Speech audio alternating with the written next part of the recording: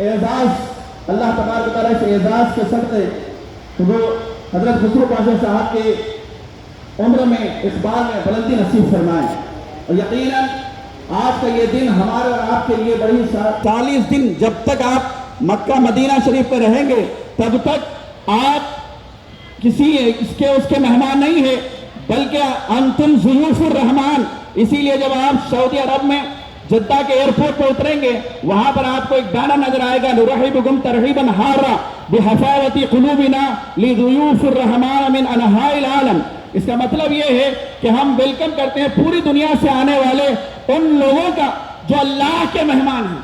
محبت سے بولے سبحان اللہ. آج آپ ہمارے آپ کے کسی اور کے مہمان نہیں ہیں بلکہ آج جب آپ نے اپنا علاقہ چھوڑا, اپنا شہر چھوڑا, اپنا ضلع چھوڑا, اپنا وطن چھوڑا, اب سے آپ اللہ کے مہمان ہیں. اور یہاں سے جا کر جب آپ وہ کعبہ معظمہ جس کو دیکھنا ہر مومن کی زندگی کی معراج ہے, جس کو دیکھنے کی طلب ہر مومن کرتا ہے, وہ کعبہ معظمہ جس کی طرف رخ کر کے ہم ہر روز 5 وقت نمازیں پڑھا کرتے ہیں, جس کو دیکھنے کی طلب ہر مومن کو ہوتی ہے.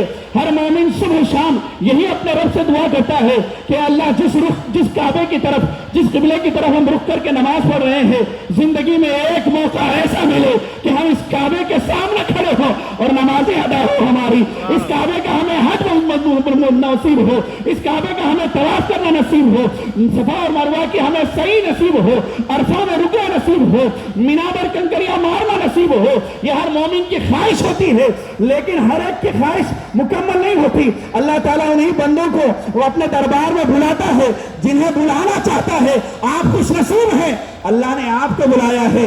انسان آپ وہاں جا رہے ہیں, ہماری آپ سے دعا, آپ سے گزارش ہے کہ جب آپ کعبہ معظمہ کو دیکھیں, احادیث مبارکہ میں آیا ہے کہ جب بندہ مومن پہلی مرتبہ کعبہ معظمہ کو دیکھتا ہے اور دیکھتے ہی جو دعا کرتا ہے اللہ اسے قبول فرما دیا کرتا ہے.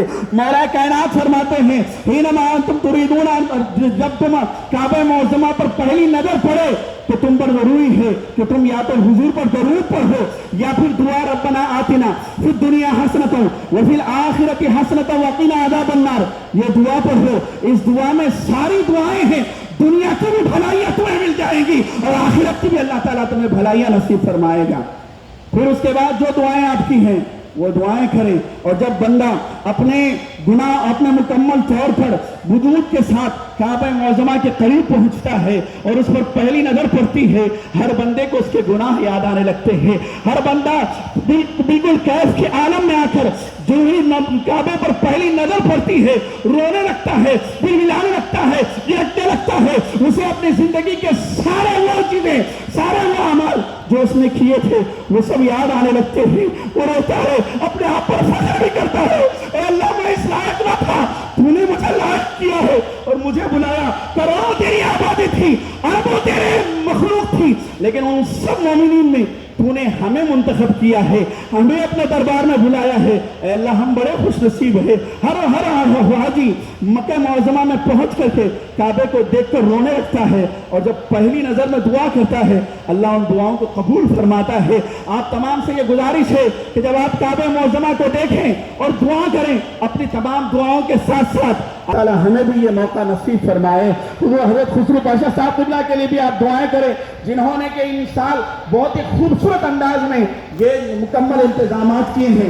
بزرگ دوستوں یاد رکھیں یہ سفر ہے, سفر حج ایک سفر ہے, اس میں اس کی بڑی اہمیت ہے, بڑی عظمت ہے. اس کے بارے میں حدیث پاک میں آیا ہے جو شخص اپنے گھر سے حج کے ارادے سے نکلے گا یقیناً واپس آنے تک وہ اللہ کی راہ میں ہے. اگر اس درمیان میں اس کی موت ہو جاتی ہے, وہ فوت ہو جاتا ہے, کیا ہی وہ بہترین موقع ہوگا, کیا وہ بہترین نصیبہ ہے, بہترین وہ قسمت ہوگی کہ اللہ اپنے دربار میں ہمیں قبول فرما لے, اللہ ہمیں اپنے رسول کے دربار میں قبول فرما لے.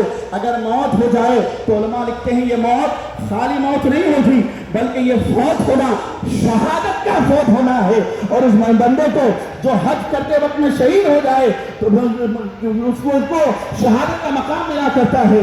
اگر بزرگ دوستوں آپ کو گھر میں جس طرح سہولتیں ہیں اس طرح سہولتیں حج کے سفر میں نہیں ملتی.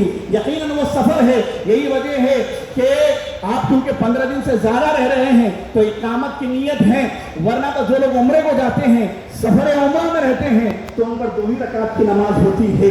अलगर बुजुर्ग दोस्तों, बताना ये मकसूद है, ये सफर है, घर की तरह आराम, घर की तरह सहूलतें आपको यकीनन नहीं मिलेगी, लेकिन याद रखें इस सफर हज में जो भी आपको तकलीफ होगी, अगर आपने उसे अल्लाह की रजा की खातिर बर्दाश्त कर लिया, अल्लाह उसका बदला आपको दुनिया में भी देगा और आखिरत में भी नसीब फरमाएगा।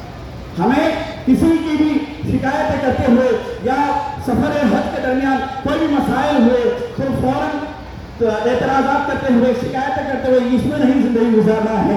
हमारा मकसद, हमारी गायत, हमारा मतलब वो अल्लाह रब्बुल इज्जत की ज़ात मुक़द्दसा है। हम उसकी रज़ा की खातिर जा रहे हैं और फिर हज से फारिग होने के बाद जब हम मदीने मुनव्वरा, तो हज़रात मदीने मुनव्वरा जाएंगे तो हुज़ूर अलैहिस्सलाम की बारगाह मुक़द्दसा में आप सलाम पेश करेंगे, तो यकीनन आप अपने सलाम के साथ साथ हम तमाम का भी सलाम पेश करें, दुआ करें कि अल्लाह तबारक व तआला हमें भी ये मौका नसीब फरमाए।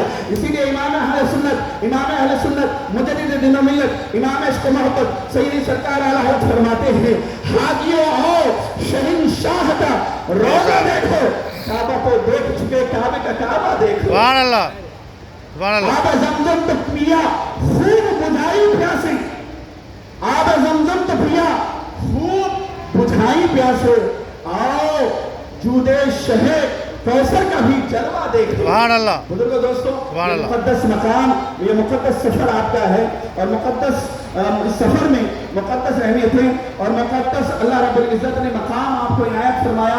आप हज के सफर के लिए जा रहे हैं, हर एतबार से आप अपनी तैयारी रखें, आप किसी पर एतमाद न करें, बल्कि खुद इस तरह अपने आप को मुकम्मल तौर पर तैयार रखें कि जिस चीज़ की आपको ज़रूरत हो वो आपके पास मौजूद हो, और हर मामले में, हर चीज़ में, हर वक्त, हर लम्हा जिस भी मनासिक को आप अदा करने जाए, उन तमाम मनासिक के वक्त आप हम उलमाए मुस्तफ़ा को याद रखें, आशिकान मुस्तफ़ा को याद रखें, अपने वतन को याद रखें, दुआ करें कि अल्लाह तबारक व तआला इस हिंदुस्तान की पुरअमन सरजमी को अल्लाह ताला अमन शांति के साथ, अमन सलामती के साथ इसकी फिजाएं उसी तरह बरकरार रहें जिस तरह गंगा जमुना तहजीब में हम लोग पहले से रहते हुए आए हैं।